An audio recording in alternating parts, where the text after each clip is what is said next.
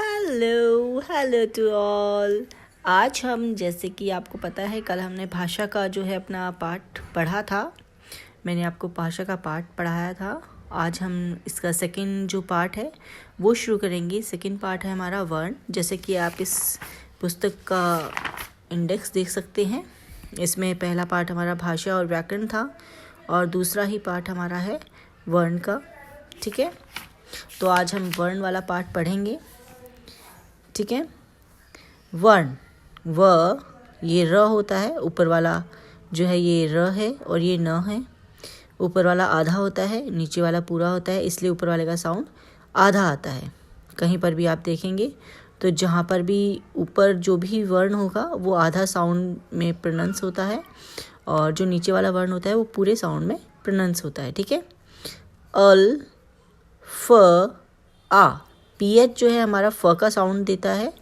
P के साथ P और एफ दोनों हमारे फ का साउंड देते हैं। तो ये अल, फ, आ, बिट्स, अल्फ़ा बिट्स। ठीक है, इंग्लिश में जो हमारे अल्फ़ाबेट्स होते हैं, इंग्लिश में हमारे अल्फ़ाबेट्स 26 होते हैं, जिसमें से 5 वोवल होते हैं और 21 क्या होते हैं हमारे 21 हमारे कॉन्सोनेंट्स होते हैं। ठीक है, पर हिंदी में ऐसा नहीं होता है। हिंदी में जिन वोवल्स जिनको स्वर बोलते हैं, ठीक है, वो होते हैं हमारे 11 और कॉन्सोनेंट्स जिन्हें हिंदी में व्यंजन बोला जाता है वो होते हैं हमारे 35। ठीक है, इंग्लिश में जो है हमारे वोवल्स होते हैं 5 एंड कॉन्सोनेंट्स होते हैं 21, पर हिंदी में हमारे 11 हमारे स्वर होते हैं, मीन्स वोवल्स होते हैं, और 35 हमारे व्यंजन मीन्स कॉन्सोनेंट्स होते हैं। इससे आपको पता चल गया होगा ये जो इंग्लिश में वोवल होते हैं ए, आई, ओ और यू। ठीक है, ए, ई, आई, ओ, यू, इसका मतलब हिंदी में यही वोवल्स हमारे कितने साउंड्स बनाते हैं? 11 साउंड्स बनाते हैं। अ का भी, आ का भी, इ का भी, ई का भी, उ का भी, ऊ का भी और री, ए, ओ, औ।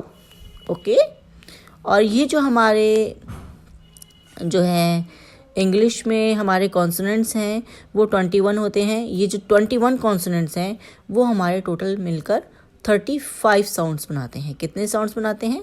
35 साउंड्स बनाते हैं। ठीक है, जैसे क का साउंड, ख का साउंड। ठीक है, क्योंकि देखो क का साउंड किससे बनता है? के से, पर ख का साउंड किससे बनता है? इंग्लिश के और एच से।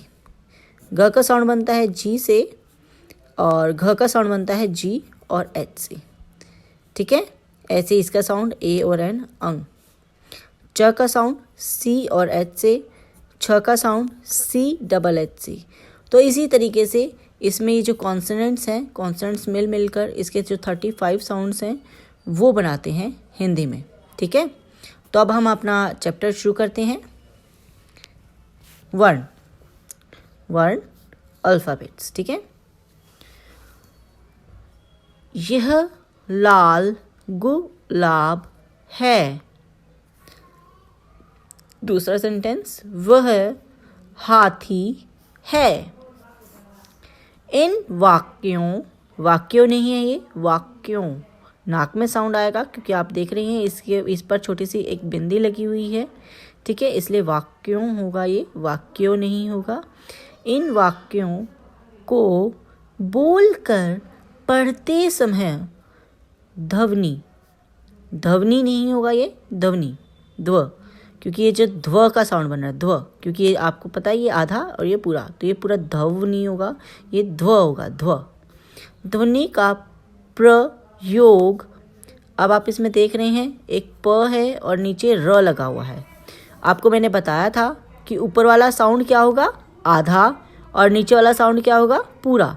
तो इसलिए प्र होगा, प्र, प और र पूरा है, तो इसलिए इसको इस तरीके से लिखा है, तो ये प्र होगा, पर नहीं होगा, नहीं और कोई साउंड होगा इसका। प का साउंड आधा और र का साउंड पूरा होगा, प्र। प्रयोग किया जाता है और लिखने के लिए देवनागरी लिपि का प्रयोग होता है। आपने देखा होगा, मैंने आपको बताया था लिपि जो है गुजराती की और हिंदी की लिपि कौन सी है? देवनागरी। क्योंकि क्यों है वो देवनागरी? क्योंकि उनमें ये जो क का साउंड है, क का अक्षर है, प्र का, ह का, ये जो निर्धारित चिन्ह है वो इस तरीके के हैं।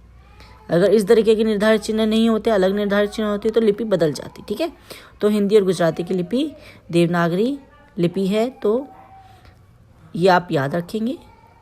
ठीक है, पहला वाक्य 4 शब्दों के योग से और दूसरा वाक्य 3 शब्दों के योग से बना है। जैसे देखो, 1 शब्द, 2 शब्द, 3 शब्द, 4, 1 शब्द, 2 शब्द, 3।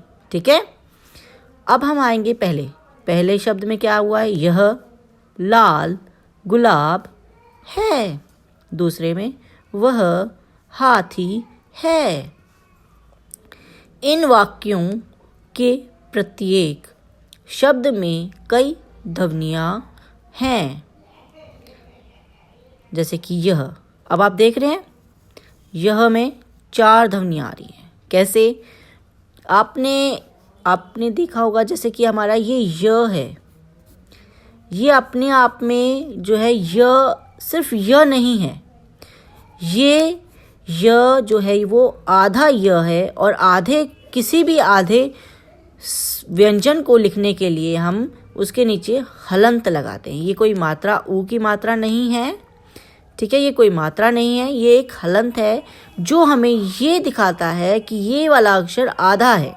समझ रहे हैं?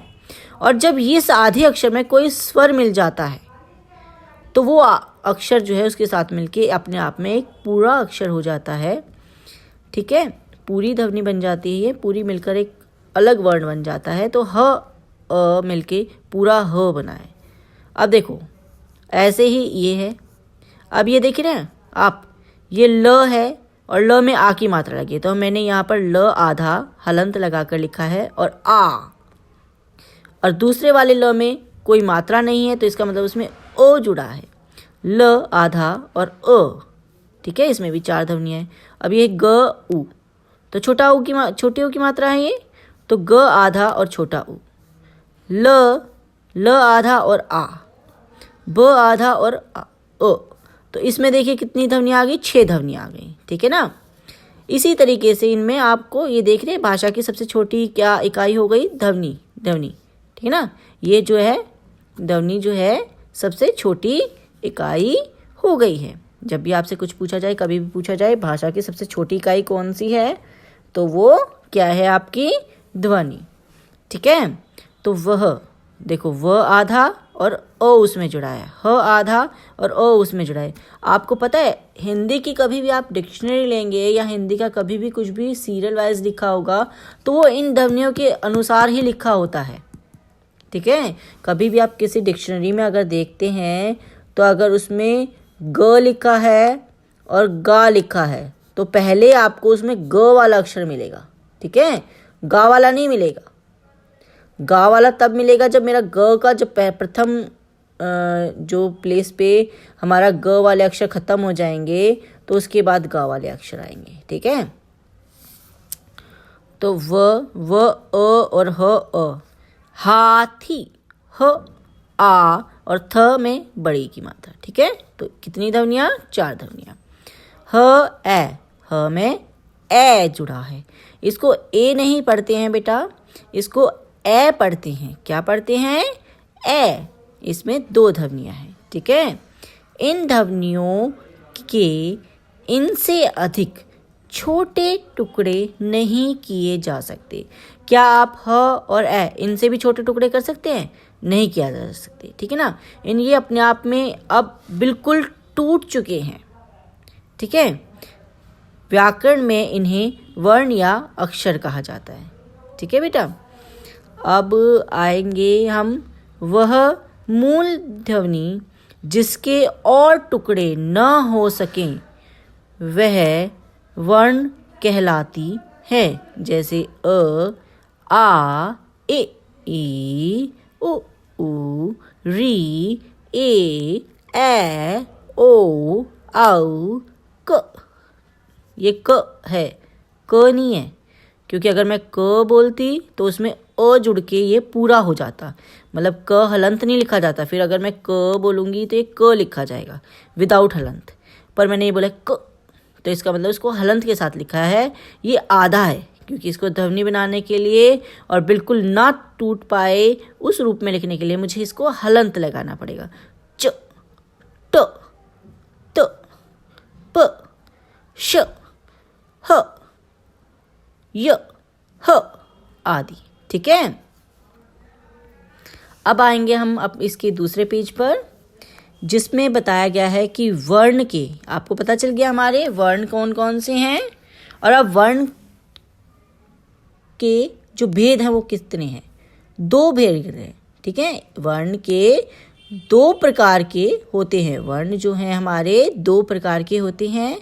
पहला है स्वर, जिसे इंग्लिश में हम वॉवल्स कहते हैं। वॉवल्स आपको पता है A-E-I-O-U होते हैं, पर ये A-E-I-O-U जो है हमारे टोटल 11 साउंड्स बनाते हैं। अ का, आ का, ई उ री, ए ओ आओ। ठीक है, ये सारे साउंड्स हमारे ये वॉवल्स बनाते हैं।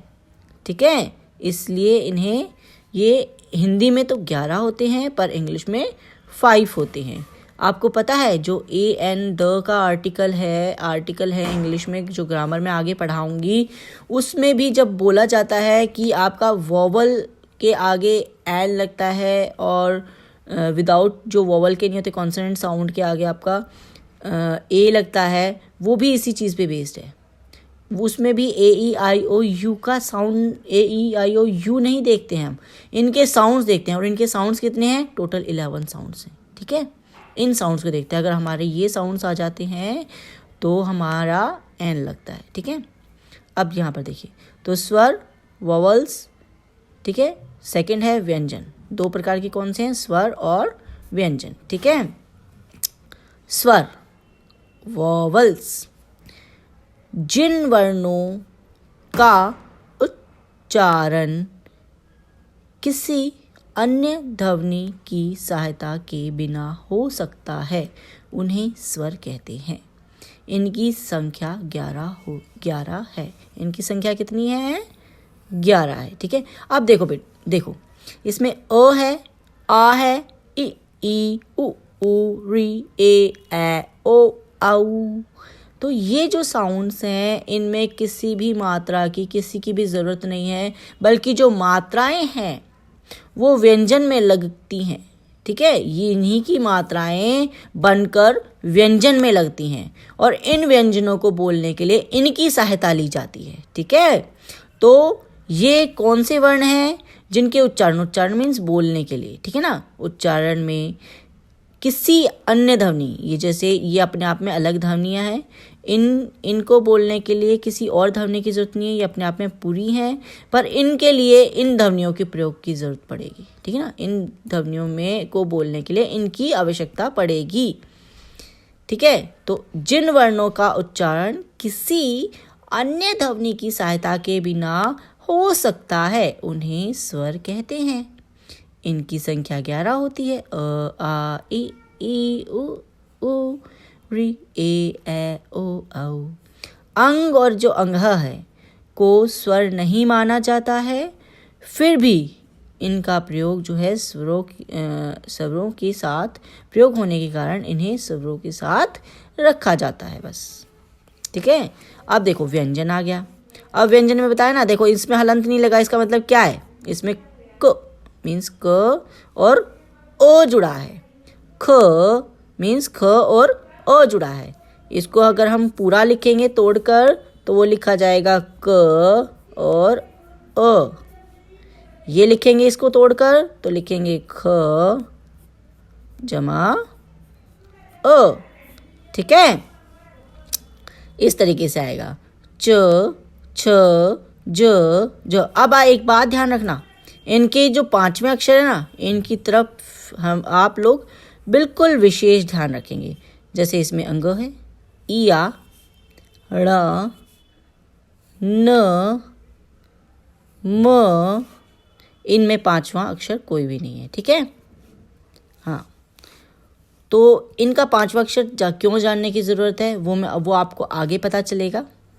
पर इनके पांचवें अक्षर पर जैसे आप लोग देखते हैं ना, कभी बिंदी आ जाती है तो उसमें हम कभी वो अंग हो जाते, कभी इया हो जाते, कभी आधा न हो जाते, कभी न हो जाते, कभी म हो जाती है। वो क्यों हो जाती है, वो इसके इन पांचवें अक्षरों पर जो है बेस्ड है। जैसे अगर कोई भी लिखा जाएगा तो ये मैं आपको बाद में बताऊंगी, ठीक है। वो मैं आपको क्या बताऊंगी, बाद में बताऊंगी कि उसको कब और क्यों कभी अंग पढ़ा जा रहा है, कभी इया, कभी न और कभी म पढ़ा जा रहा है, किस लिए पढ़ा जा रहा है, वो रीज़न होता है, ठीक है। वो आपको बाद में पता चलेगा। इसलिए हमें ये पांचवें अक्षर, इस लाइन के पांचवें अक्षर को जानना ज़रूरी है, और इस लाइन में कौन कौन से अक्षर आ रहे हैं वो भी जानना ज़रूरी होता है, ठीक है। अब आया आपका ड के समान दूसरी ध्वनि ड़, ये जो अड़ है, और ढ के समान दूसरी ध्वनि ढ है का भी प्रयोग होता है। ये दोनों भी व्यंजन हैं, ठीक है। अब हमारा तीसरा पेज आ गया है इसका।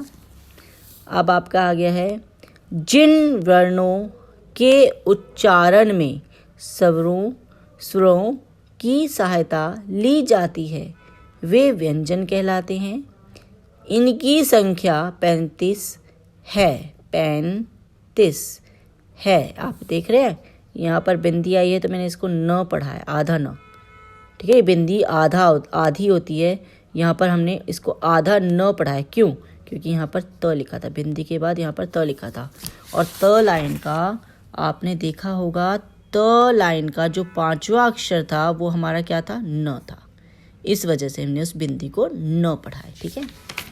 हाँ, तो ये देखेंगे आप, जिन वर्णों के उच्चारण में, अब ये स्वर कौन से थे, ये इनकी सहायता ले जाते। इन वर्णों के उच्चारण में, ये वर्ण है पर इनके उच्चारण के लिए, इनको बोलने के लिए स्वरों की सहायता ली जाती है, इसलिए क्या है, ये व्यंजन कहलाते हैं, ठीक है। क्या कहलाते हैं, व्यंजन कहलाते हैं। इन व्यंजनों के अतिरिक्त 4 संयुक्त व्यंजन, संयुक्त का मीन्स होता है जुड़कर, संयुक्त का मीन्स क्या होता है, जुड़ना, ठीक है। संयुक्त व्यंजन भी होते हैं। अब इन्हें संयुक्त व्यंजन क्यों कहा जाता है पता है आपको? क्योंकि ये दो व्यंजनों, संयुक्त का मीन्स होता है ना जुड़ना, संयुक्त व्यंजन मीन्स व्यंजन के संयुक्त होने से, जुड़ने से। तो जो वर्ण दो व्यंजनों के मेल से बने हैं और स्वतंत्र रूप में प्रयोग में लाए जाते हैं, मीन्स ये दो व्यंजनों के प्रयोग से तो बने हैं पर इनका अपना एक अस्तित्व बन गया, बनकर एक अलग अक्षर बन गया, और इन्हें एक अलग तरीके से इनको पुकारा गया है। समझ गए आप? तो इसलिए इनका एक अपना एक अलग अस्तित्व हो गया, स्वतंत्र रूप से इनको अलग से प्रयोग किया जा सकता है, इसलिए इन्हें क्या कहा जाता है,